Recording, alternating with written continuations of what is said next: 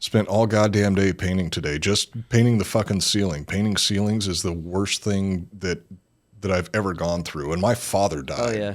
My father died when I was 13, and I'd rather go through that again than paint another ceiling. How's your back? My back's all right. It's mainly my neck that hurts, but my neck kind of always hurts these days, so it's just part of getting old. I'm going to do a shot of Jim Beam right now. Ooh, okay. As we start the show. Is that cool with you? Wish I had some. Well, it's not my fault you don't have any. Cheers. Cheers.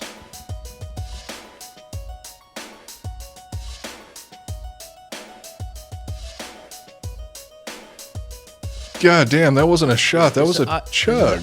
Audio show, Coop. You're supposed to be saying the intro while I chug.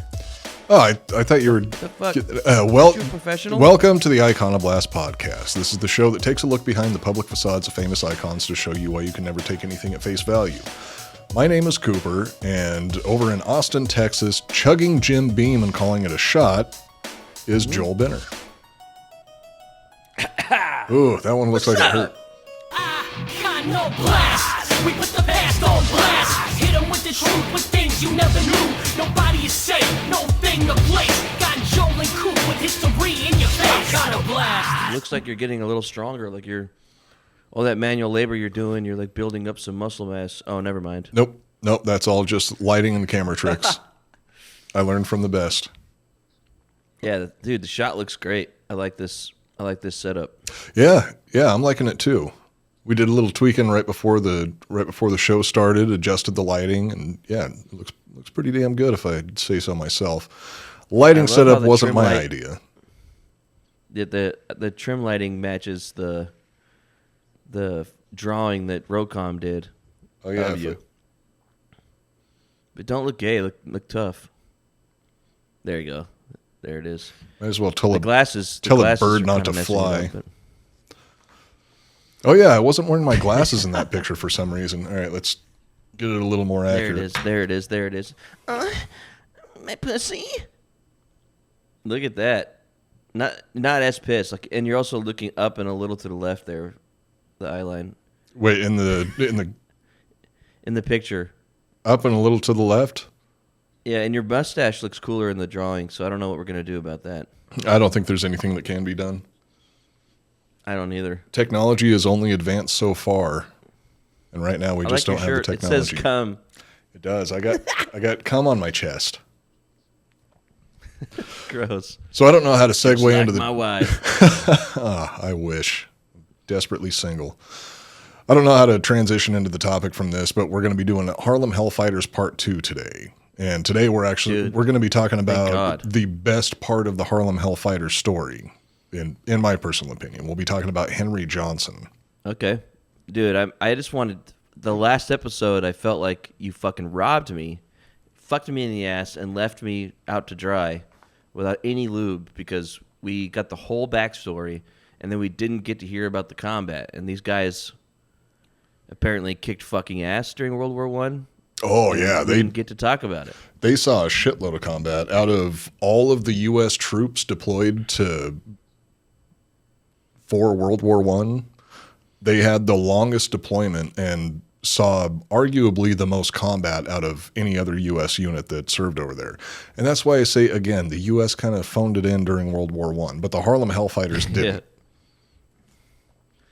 So we're actually going to talk about some violence, some gore, some dicks, some pussies.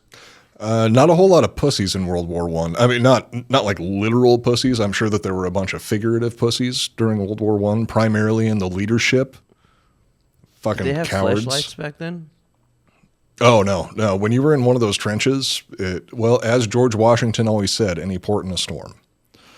So any port in a storm. You think they were fucking each other? Maybe. Was there a lot of butt stuff? I'm sure it happened here and there because men doing other men. Well, I mean, it's been around since dicks and butts have existed. It's like similar to prison, right?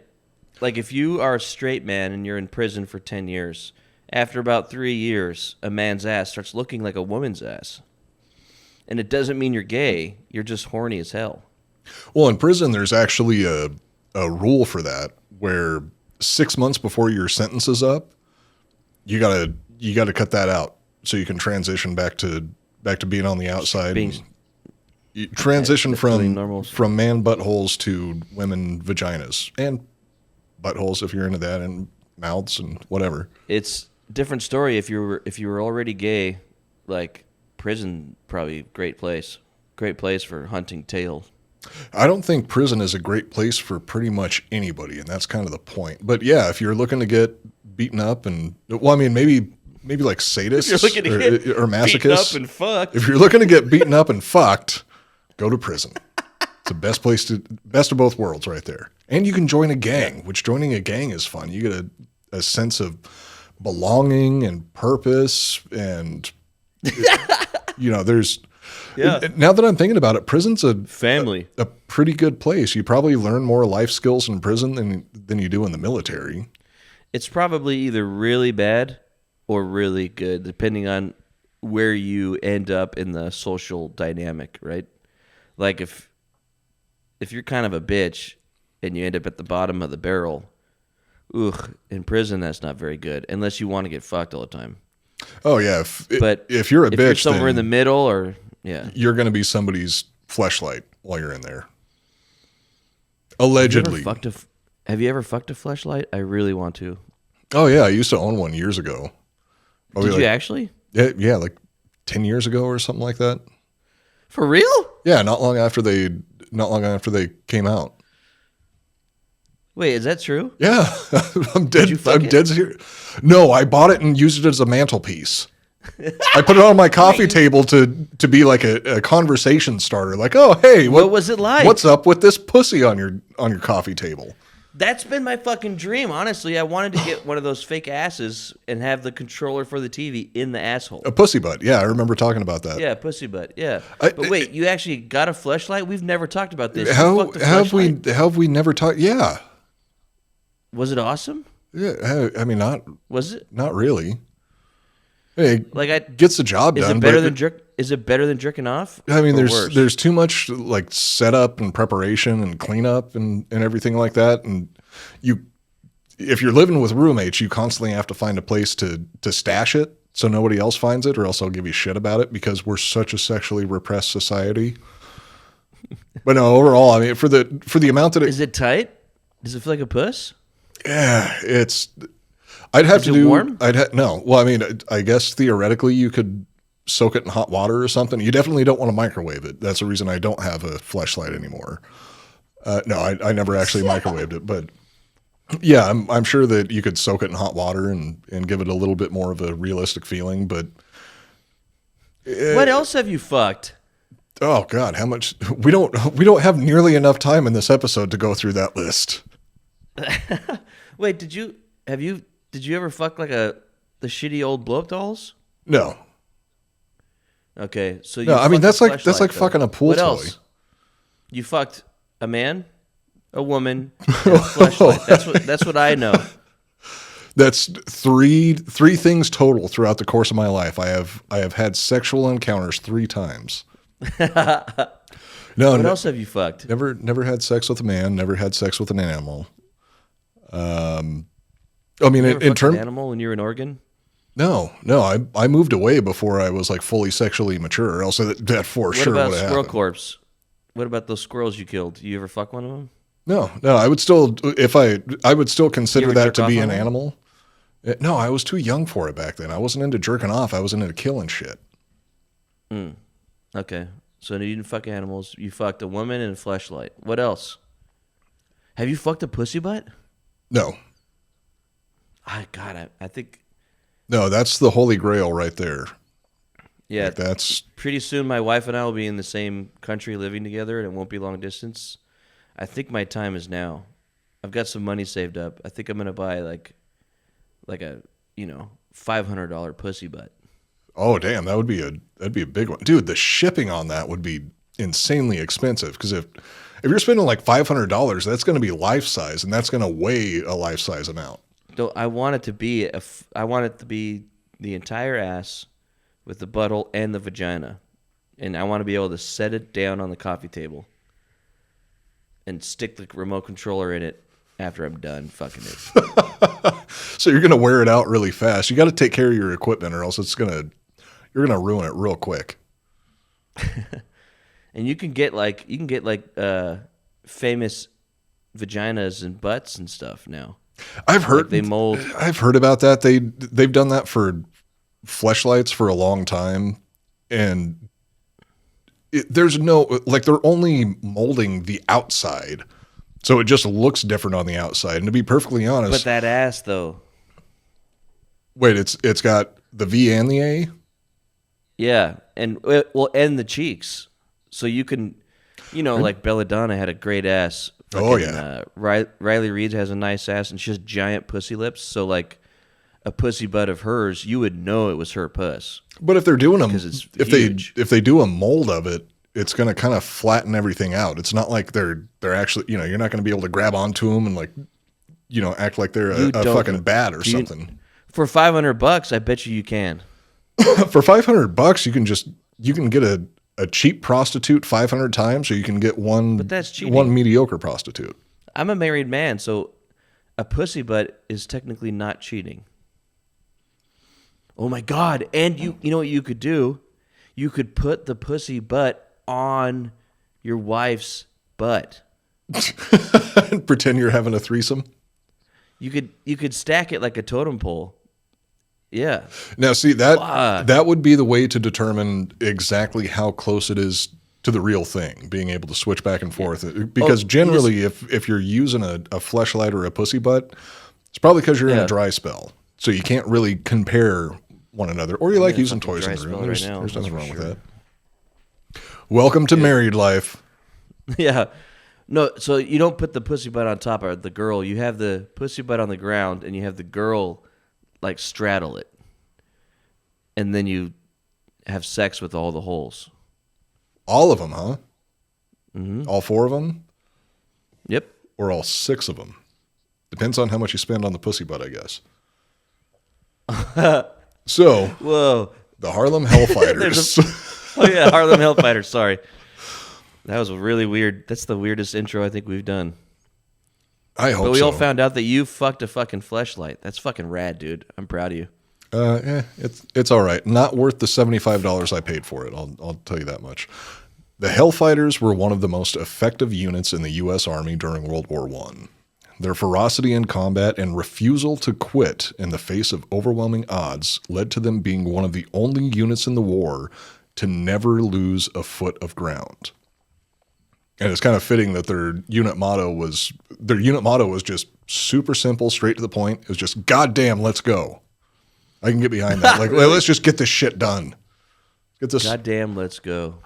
I like that. And they are one of the only U.S. units for sure that didn't lose a single foot of ground in the part of the front line that they were tasked with holding.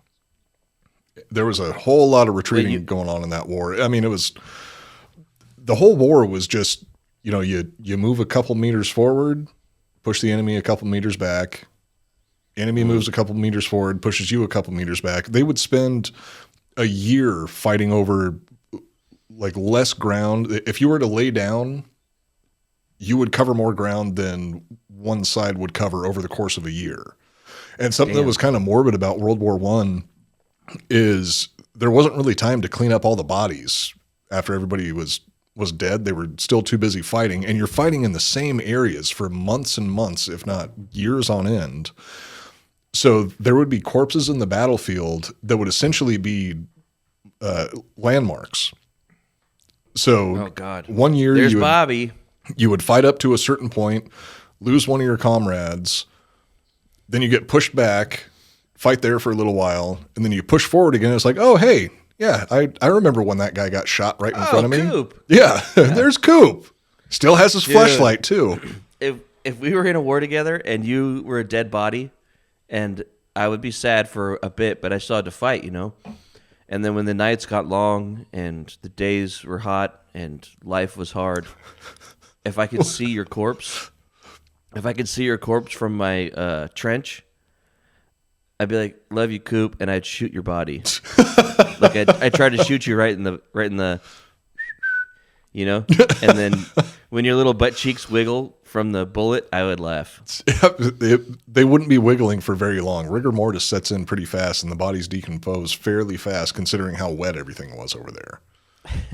That's something else that was really. I mean, there's a whole lot of things about World War I that were morbid and fucked up. It was a war. It was one of the bloodiest and most brutal wars in human history, if not How many people died?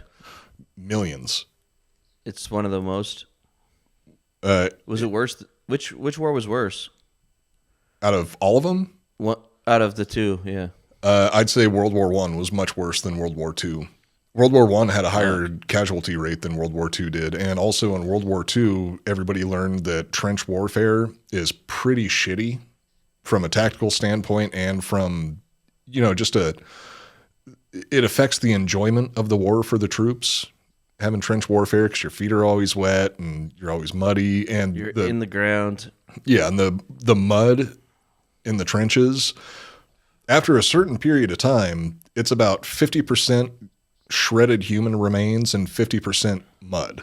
And then you're covered with rats all the time. World War I think World War I takes the cake as the worst war in human history. God damn. The most brutal war in human history. There's been a lot of brutal wars throughout history, but I don't think any of them can compare to the horrors of World War I. Yeah. But it didn't matter to the Hellfighters because honestly, back home, it was a little bit worse for them than it was in, the European theater. Yeah. So besides not losing a single foot of ground, not a single Hellfighter was ever taken prisoner.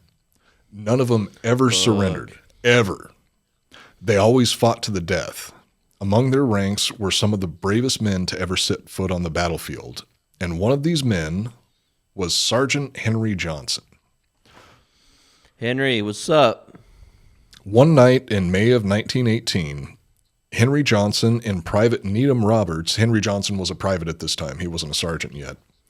Henry Johnson and Private Needham Roberts came under heavy sniper fire from the German trenches. The two men grabbed their Berthier rifles, which we talked about in the last episode. Yeah. Where were they before that? That's where you keep. Where were the rifles? That's where you keep a Berthier rifle. That's actually part of the French doctrine, like their combat doctrine at the time, is you have to keep your rifle clean and away from all the mud. There's only one holster for that when you're out in the field. the brown holster. Yeah, the prison wallet. The fucking dude, there was a comment on because I posted that clip of the story of the Berthier rifle going up a little, and one of the comments was so funny, it made me laugh. They said, I was listening to this story and I thought it was real the whole time. And then when the rifle went up the Yahoo, I knew for sure it was real. Love it. It's a fitting place to put a French rifle. Oh, I also need to correct myself from the last episode. The person who gave us the idea for the topic and the person who actually owns one of these Berthier rifles, his name isn't Todd McIntyre, it's McIntyre. And he gave me way too much shit for that. You're lucky I even used your fucking topic. Show a little gratitude.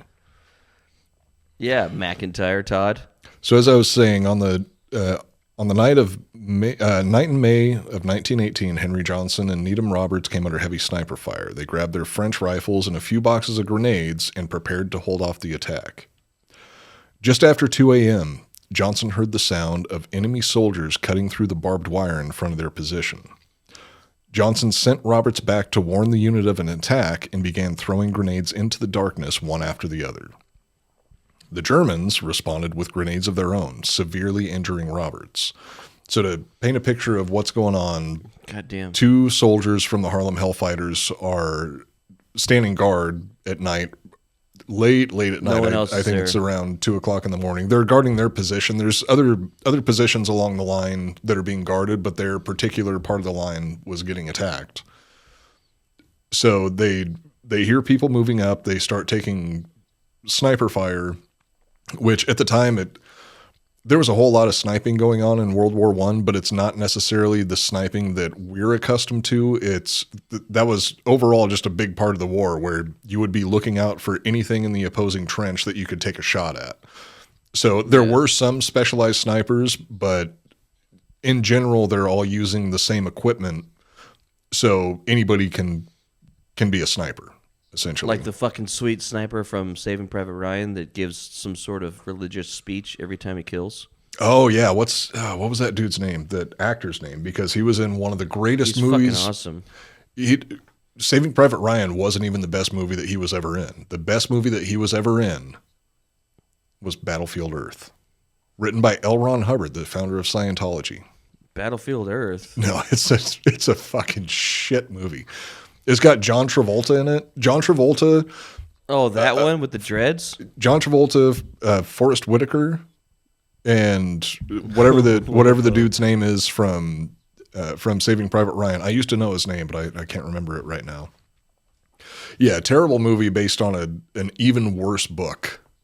And also written by the guy who founded Scientology. For fuck's sake. What was the movie with the guy that the Battlefield whatever with the Punisher and the aliens that have like heavy duty motor flying spaceships and shit, and it's all like ground combat. It's like that's Battle Los like Angeles, but that wasn't the guy from Punisher. That was the dude that played Two-Face. Yeah. Sorry. They're almost the same guy. I loved that movie though. Battle Los Angeles. I thought it was a badass fucking movie. I watched it again a bunch of times. Same dorky title, but the better of the two films. Oh, definitely the better of the two films. Yeah, I like that movie. It's Black Hawk Down with aliens. Yeah, pretty much. Yeah. So the Germans responded with grenades of their own, severely injuring Roberts. Johnson pulled Roberts back into their firing position and faced off against as many as 30 German soldiers attacking from multiple directions. Essentially, their firing position was being hit from 180 degrees, maybe a little less than 180 degrees. I don't know the layout of the trenches. So they're as close as you can get to being surrounded while still being in a trench where you have friendly forces behind you. And it's just the two of them in this fight. And it very quickly became just Henry Johnson in the fight because Roberts got injured really early on in the battle. Yeah. Johnson continued to throw grenades until the boxes were empty before switching to his rifle to continue the fight. When Johnson's rifle jammed, he grabbed it by the barrel and began using it as a club in brutal hand-to-hand combat with the enemy troops swarming over his position. After shattering the stock of his rifle over a German's head, Johnson was knocked down, but he was far from out of the fight. As a German soldier approached to take him prisoner, and remember, the Harlem Hellfighters were never taken prisoner, Johnson drew his bolo knife. Oh, fuck. When his knife was knocked out of his hands, he's still fighting this entire time. Like this is a battle between him and God knows how many German soldiers. Loses his rifle. Well, he runs out of grenades first. Runs out of ammo. Well, he didn't run out of ammo. What happened with his rifle was he tried to, in the darkness, he couldn't tell what type of ammunition he was grabbing, so he grabbed American ammunition. Put the wrong fucking clip. Loaded that into the rifle, and that jammed the rifle. So it was ineffective at that point, but it could still be used as a club. Then he switches to clubbing guys to death with his fucking rifle, swinging it like a baseball bat. Hits some dude so hard that it shatters the stock of the rifle. These are solid wood stocks. Yeah, and made back before shit wasn't made cheap. Yeah, well, some of the stuff was made cheap out of necessity, stock. But a solid wood stock breaks that over some guy's head. As soon as that happens, it was either I think a German actually hit him in the head with their rifle and knocked him down, and then tried to take him prisoner. Instead of being taken prisoner, he whips out like a 12-inch long bolo knife and goes to town. 12-inch long black cock. 12-inch long cock. and goes to town on those motherfuckers. Oh yeah, we'll drink for that. That big black penis just was flying around. So he pulls out his knife and just keeps fighting. After pulling out his cock, he pulls out his bolo knife. His dick's just flying around, and his balls are bigger than his dick. He's got a knife, and he's stabbing Nazis, Germans. This is giving me Yasuke flashbacks where we're heavily focused on this guy's balls, cock and balls. No one ever saw Yasuke, or no one ever saw black genitals before. Not before Yasuke. Japan. Yep. And God, that's probably what inspired Godzilla.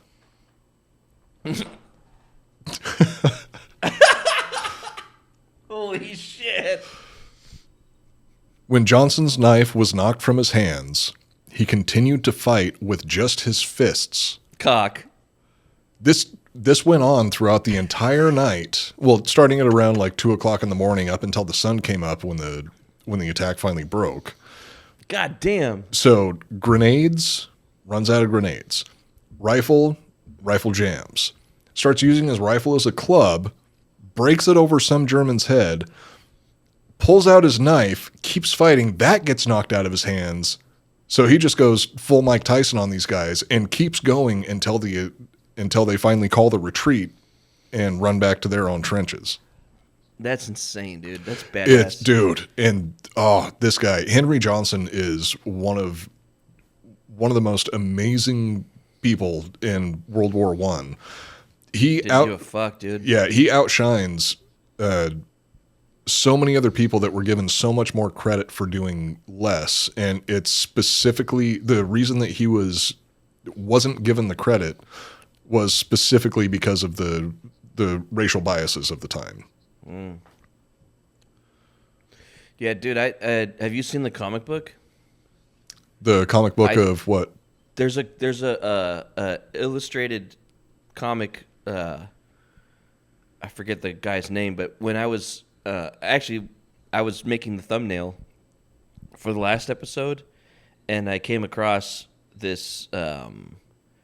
It talks about this moment, Henry fighting off these guys and the two dudes defending against like 30 Germans. And it was like a 5-minute clip on YouTube. I ended up watching the whole thing. And there's a comic book called, Harlem Hellfighters. And it shows all that. It shows, it's gory. It's a graphic novel, basically, but gory. He's stabbing people with a knife. He's, they show it in the comic, and it's a well-drawn comic. The dude's fucking crazy. What I took from it, though, was how fucking calm they were in the beginning before his homie went down. They could hear the Germans coming, like cutting through the tripwire or the barbed wire and stuff. So they laid out all their grenades and had like 10 of them in a row already pulled or whatever. Like prepped to just so they could just fucking throw all of them. They actually pulled the pins beforehand too? Something like that. I'm not sure what type of grenades they were using at the time, so it might have been possible to prime them. They were using all French equipment. There was some sort of two-step. Yeah, I'm not sure. I just remember that they were like, okay, they're coming. We're just us by ourselves. So they like put all the grenades in a row that they had. So they could just grab and throw, and that's what they did, and homie got shot or whatever. But yeah, it's cool. Like, I mean, I bet you anybody can find that comic online. I haven't read it, but the imagery and the shit looks so fucking cool. I'm gonna have to get a copy of that. It's all black and white too. Yeah, like it's all It's not even colored in. Like all the pages are just black and white drawings with the text of like what he was thinking and shit. It's awesome. Sounds badass. Yeah. What a fucking crazy thing. If that's all true, I believe it's true. It seems pretty fucking believable that these two motherfuckers did that shit. Yeah, me too. I believe it 100%. And something else that's pretty crazy to consider is this happened in May of 1918. They got deployed to France in April of 1918, or they got put on the line in April of 1918. This is just the following month after they first got put on the front line, and none of them had been given combat training. That's right. You said that. They just been getting some information from other French soldiers, and they hadn't gone through any formal combat training because before this, they were just being used as like orderlies and physical labor and, whatever else the U.S. Army needed them to do aside from fight. And then once they got in there, 1 month later, Henry Johnson pulls this shit off with no combat training. When the sun rose the next morning, 4 dead German soldiers lay in Henry Johnson's trench, and even more were strewn across the barbed wire in front of his position. His actions that night earned him the nicknames Black Death and the Harlem Terminator, which is badass. The Harlem Terminator? Damn. The Harlem Terminator. Well, dude, I have to make the thumbnail Henry with Terminator fucking face. That would be awesome. Holy shit. Well, before we get any further into the episode, let's just go ahead and show a little love for our sponsors. And first up today is once again Qualia Mind by Neurohacker. Yeah. In today's fast-paced world, you need to be firing on all cylinders if you want to keep up, and that's where Qualia Mind can help. Neurohacker combines 28 of the most research-backed nootropic ingredients on Earth to create the ultimate brain fuel formula, and it's been changing people's lives for years. And this is another one of the products that Joel and I have both been using recently, and we wholeheartily endorse. Are you juicing it? Yeah. Are you juicing it now? Yeah, I haven't been taking it every day. I've been taking some more days off recently just because I haven't had as much work to get done. Yeah. But you've been using it quite a bit lately. How's that been going for you? Oh, yeah, dude. It's dope. It works. It's legit. Like it's my day off. Like it recommends you do 5 days on, 2 days off. But anytime I take it, like when I'm at work in the morning, I keep my bottle at work. It helps with my concentration when I'm editing because I'm an editor at work. I'm editing fucking all fucking day. I'm stuck at a computer all day. And dude, I used to have a bunch of bad habits. Like you have a reason to go to the bathroom. You have a reason to go get some chips, or you go get a beef jerky, or you go do this. You like get into this rhythm where you're every 30 minutes you're having an excuse not to work. But when I'm juiced up on my pills, on my daddy fucking Qualia Mind pills, boom. I'm getting my shit done in like 4 hours instead of 8. It's great. The formula is non-GMO, vegan, gluten-free, and the ingredients are meant to complement one another, increasing each ingredient's effect on mental clarity. It's also backed by a 100-day money-back guarantee, so you have plenty of time to decide if Qualia Mind is right for you. Spoiler alert, it is. See what the best brain fuel formula on Earth can do for you and your mindset. Go to neurohacker.com/icon for $100 off, which is only $39 per bottle. And as a listener of Iconoblast, use the code ICON at checkout to get an extra 15% off your first purchase. That's neurohacker.com/icon to try Qualia Mind with code ICON to experience life-changing mental performance. Well, next up, we have another product that we both wholeheartedly endorse, and that is Simply Safe. Did you know that property crimes like burglaries and package thefts spike over the winter? That's why now is the best time to secure your home with award-winning home security.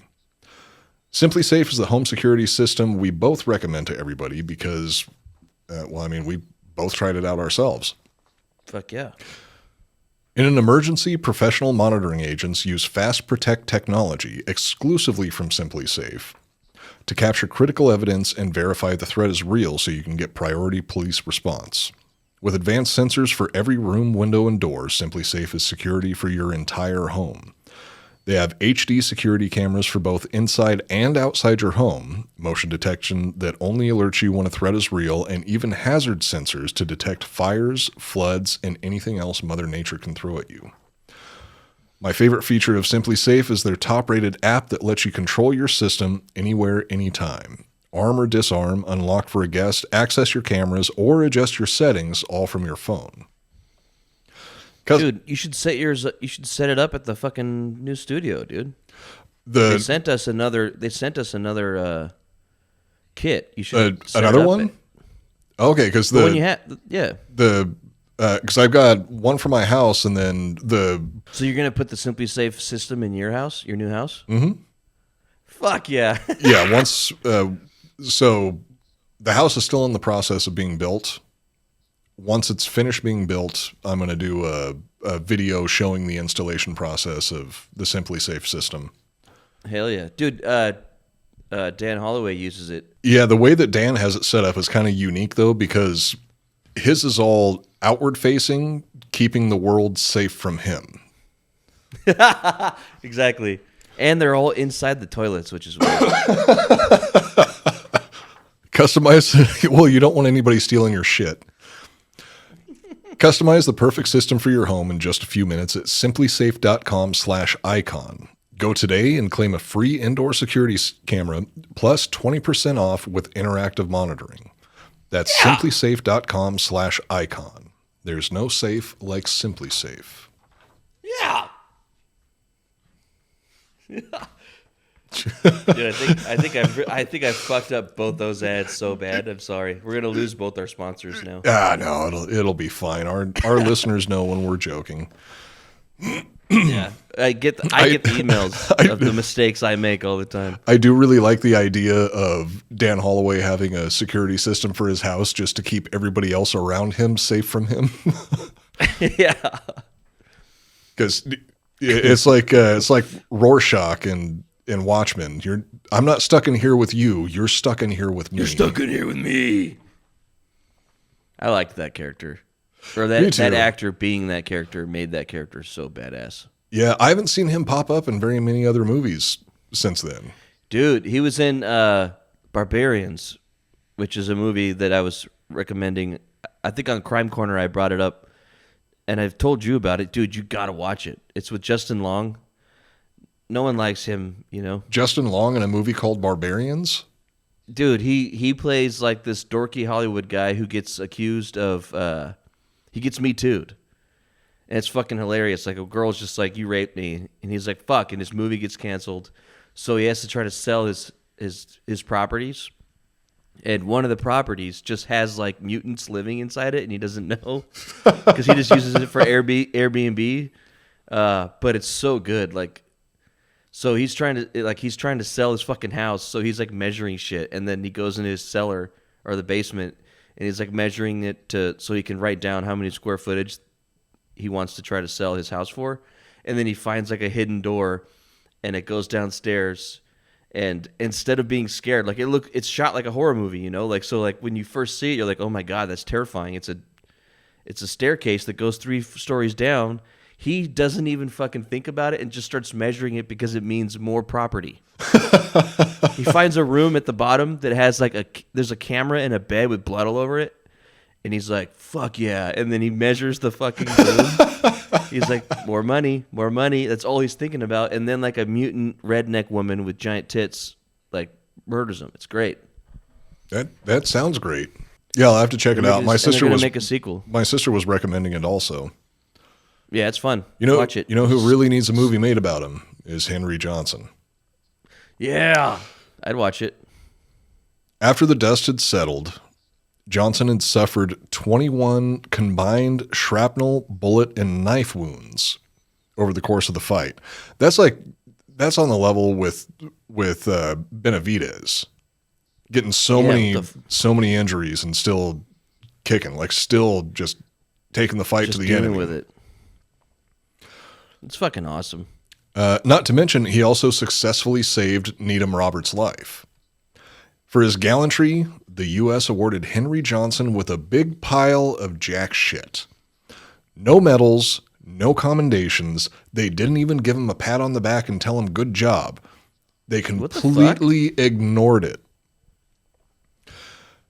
Also, instead of giving... He got no medals? No medals. What about not even like Purple Heart or whatever?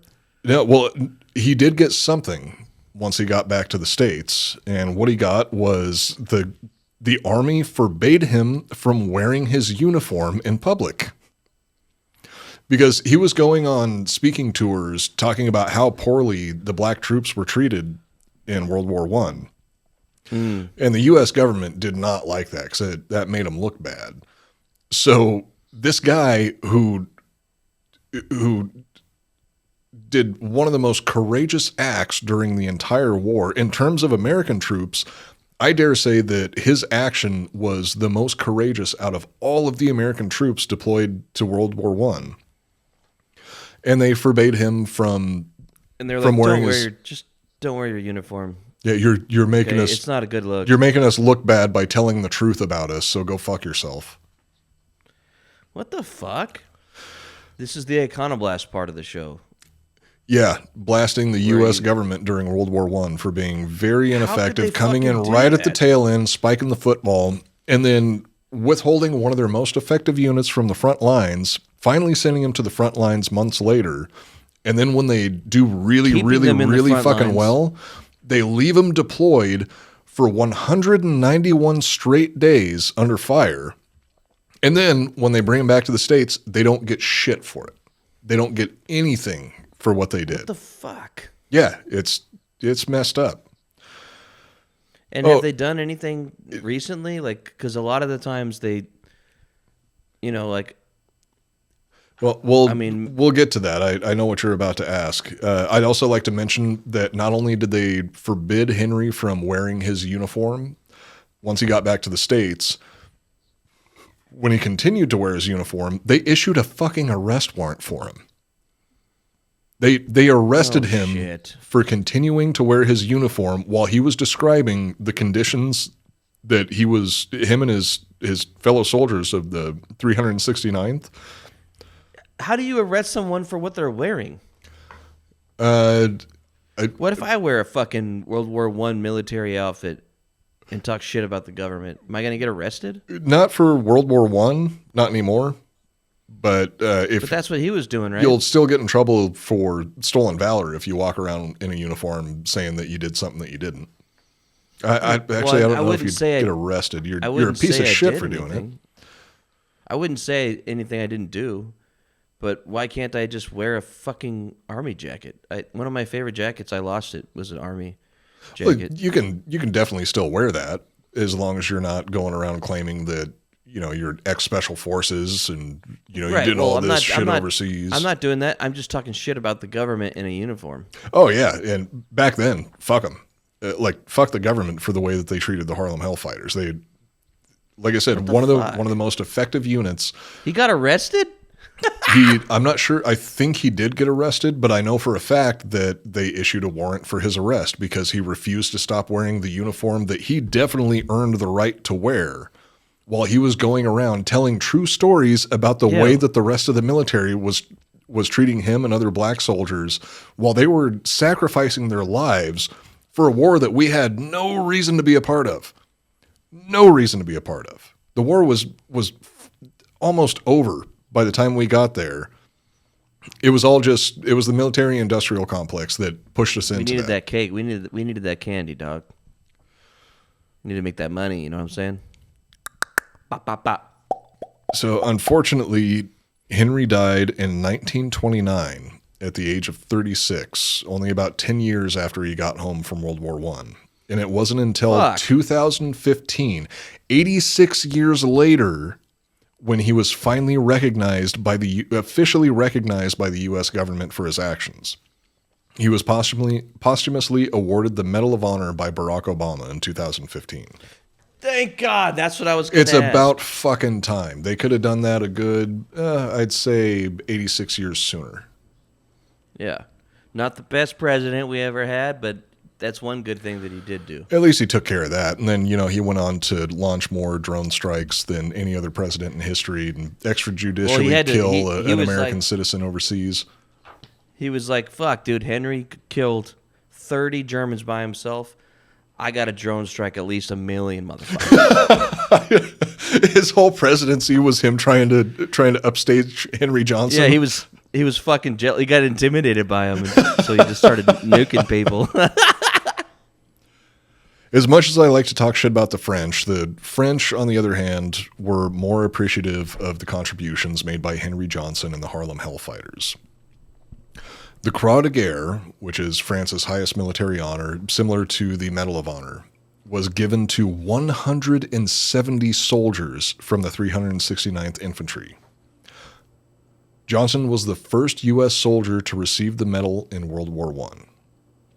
That's just another testament to how effective of a fighter he was. He was the first U.S. soldier to receive the Croix de Guerre from the French during World War I. The fuck is the Croix de Guerre? It's the French equivalent of the Medal of Honor. Okay. So he got 2 Medal of Honors. Yeah, after he was dead. He got one from the French up front, and then he got the other one 86 years later from the country that sent him off to war. Better late than never, I guess. I guess. After 191 days, again, the longest deployment of any U.S. unit in World War I, the Hellfighters were finally relieved from duty. Even after their heroic feats, exceptional service, and losing over 1,300 men, which is also one of the highest casualty rates, and not the highest, but one of the highest casualty rates of any U.S. unit in World War I. Damn. The U.S. military still treated them like assholes. Their regimental band, which their regimental band was... I wanted to talk about that. I wanted to know about this band shit. Because you mentioned it last episode that they were like in a band or some gay shit like that. Well, it's not gay being in a band. I was in a band. No, you can't talk like that anymore. Drink. Yeah, got a drink for that. And also, cheers to Henry Johnson and the rest of the 369th.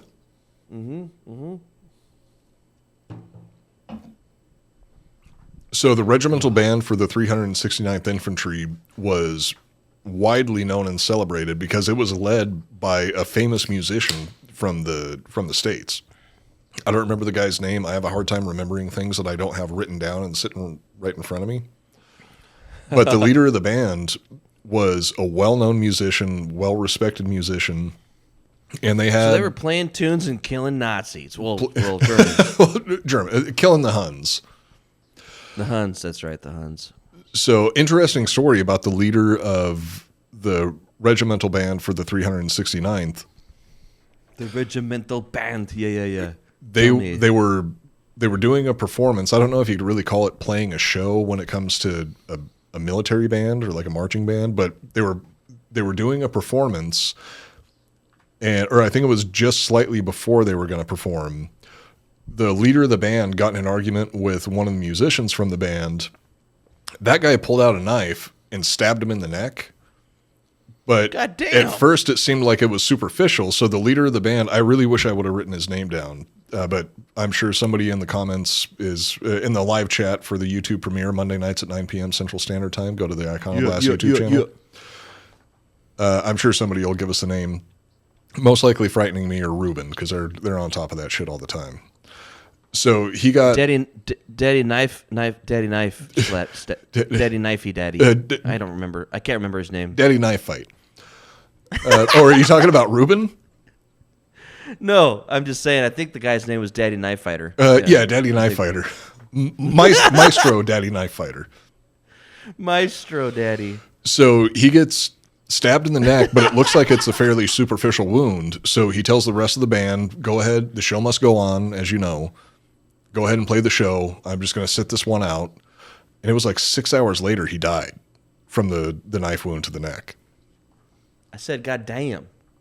So when the 369th was leaving from France after serving 191 days on the front line, their regimental band wasn't allowed to play as they marched to the transport ship, which every last other regiment, when they were marching back to the transport ship, their regimental bands were allowed to play, but not the 369th, not the Harlem Hellfighters. Why? Because back then Uncle Sam was kind of a dickbag. And was it because of their skin color? And oh no, that couldn't have had anything to do with it. You're telling me that back in like 1918, 1919, the government in America was racist? Please. Yeah, pull the other leg, Joel. Sorry, that was fucking weird and out of line. I'm sorry. As one final fuck you from Uncle Sam, the Hellfighters were also forbidden from marching in the main victory parade back home. one of the most effective units, if not the most effective U.S. unit in World War I, was forbidden from marching in the victory parade. But luckily, instead, they held their own victory parade where they marched down Fifth Avenue in New York, and the parade was in Harlem, New York, which was led by none other than Sergeant Henry Johnson, who would become a hero to his community. Dude, I've seen those pictures. Dude, yeah, me too. And that guy, when you look at pictures of Henry Johnson, he's like such an unassuming looking person. Like he looks so friendly and so kind. It's a boy you could get drunk with, like just fucking let's do a little cocaine, let's have a couple shots, play some music for me, and let's go get in a knife fight. Yeah, let's go fucking rape some chicks. God damn. Again, that's God damn it. Call back to the last episode. The fact that the U.S. government released a brochure warning the French military about the supposed proclivities of black soldiers in the U.S. Army, saying like, "Oh, you got to keep an eye on these guys because they'll just rape everybody." And also, just make sure that you don't treat them like equals because we don't want them getting any ideas about being equals once they come back to America. But aside from that, just go ahead and do whatever you want with them. That's so fucking stupid. The Harlem Hellfighters stand as a testament to both the bravery of U.S. soldiers as well as the shameful history of racism in America. And I know that I don't bring up racism a lot when we're talking about historic subjects because the farther back you go, the harder it is to make comparisons, like moral comparisons. It's trying to judge somebody by the time period they lived in. Yeah. And I would say the way that we fucked up. Yeah, the way that they handled the Harlem Hellfighters. I mean, there's plenty of stuff that the U.S. has fucked up throughout the course of history. This is one. This is definitely one of them, and this is something that there's no way, shape, or form like you can't justify in any way. Yeah, even for the time, like racism was a thing. It's still a thing. They didn't even have equal rights. All this type of shit was all going down. But you would think after what they did, they would at least get like, I don't know, some respect. Some modicum of respect. Some sort of respect. Meet the president, maybe, shake his hand. But the government at the time was more concerned about them getting all uppity once they came back to the States. Like, just releasing that brochure saying, telling the French military, don't treat them like equals because we don't want them to think that they're equal. Fuck you. Well, we've definitely America's a fucked up place, and we've made a lot of mistakes, but we have gotten better than then. We're doing better. Oh yeah, absolutely. It has been a gradual climb, kind of plateaued recently. It looks like we're on the downslope now, but yeah, we're fucking up again. I'm hoping that once we go into the full blown nosedive, it'll be after I die some untimely death in a gas station bathroom somewhere. So I won't have to see it. We're gonna move to like fucking North Macedonia, where our $150 a month from Patreon is enough to fucking pay for our house. We'll just do the show and hide. With World War III on the horizon, I don't want to be anywhere in Europe right now. I'll wait until everything. That's true. Wait till everything dies down. At least over here, I've got like family members that are paranoid preppers with a lot of guns, so I know that I can fall back on that. Because surprisingly, podcasters not in high demand when a war breaks out. True.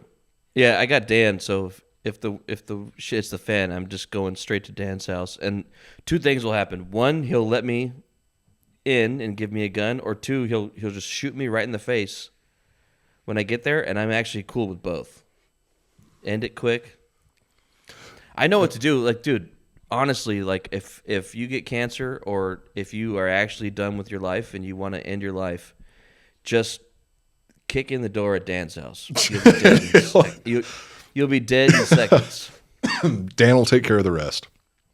Yep. No, I think that Dan's definitely smart enough that if you showed up at his door during some sort of apocalyptic situation like World War III, he'd let you in and he'd protect you because that's what you do to cattle. You keep them alive for as long as possible until you need food, and then you slaughter the cattle and eat them. Yeah, exactly. God willing, the war ends before he runs out of food, and then you might survive the war. Despite their mistreatment by the government and fellow citizens, the men of the 369th Infantry Regiment fought and died for honor, duty, and love for their country. Because that's what true Americans do. And they were true fucking Americans. So what do you think of the Harlem Hellfighters, Joel? I know that they're kind of known, but I don't think that they're known as much as they should be. The first time that I found out about them was when I was playing the most recent Battlefield 1, not the original Battlefield 1, but the Battlefield set during World War I. I just put that together literally the other day because of the episode. One of the I forget the class. It's like the assault class is a Harlem Hellfighter. You start off, if you play the single player story mode, the way that the game starts off, you're jumping from body to body as the Harlem Hellfighters. And that's why they're all using French equipment. That's the best fucking part of the fucking game. Oh, dude, by far the best part of the game. And you'll notice they're all using French equipment and they're all black. No shit. Those were the Harlem Hellfighters, yeah. I didn't know that. Yeah, that's so fucking cool. They were total badasses, dude. That gives me I have a little more respect for the Battlefield franchise now, even though they've made shit games for a while. I really wish that they would have expanded the Harlem Hellfighters part of the campaign. Like it would have been cool to. Bad Company 3 is full blown storyline, full blown Harlem Hellfighters from beginning to end. When the game fucking starts, you're getting on the ship that's sending you to France. And then the first like 6 to 10 hours of the game is you just like digging holes, raping women. No, I was gonna say you gotta make it realistic. So the first 6 to 10 hours of the game, you're just digging holes. You're cleaning people's clothes, you're running messages, doing a bunch of really, really boring physical labor.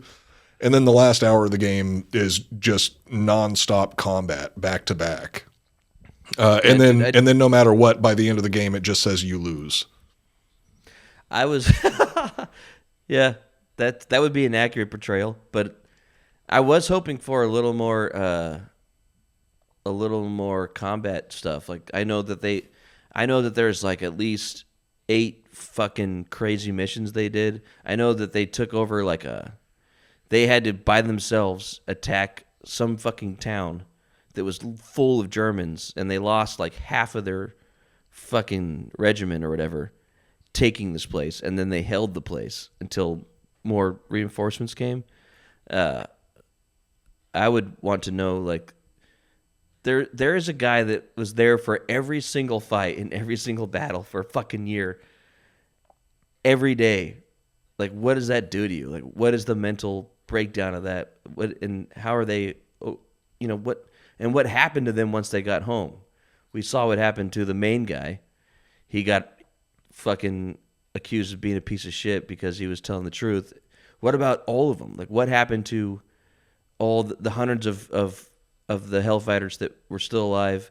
Did they go home and like lose their fucking minds? Did they commit suicide, or did they kill themselves?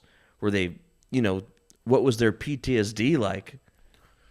My guess would be the majority of them went back. Well, maybe not the majority. That's a little bit too broad of a statement, but I know at least half of them died. Decent handful of them most likely died from like alcohol related issues, because after you go through all that shit, you're not getting any sort of therapy. Back then they didn't have the term that they had for PTSD was shell shock. And the way that they treated shell shock, that's a Ninja Turtle thing, yeah. Yeah, to treat shell shock back in those days, they would just be like, quit being a pussy. Pussy.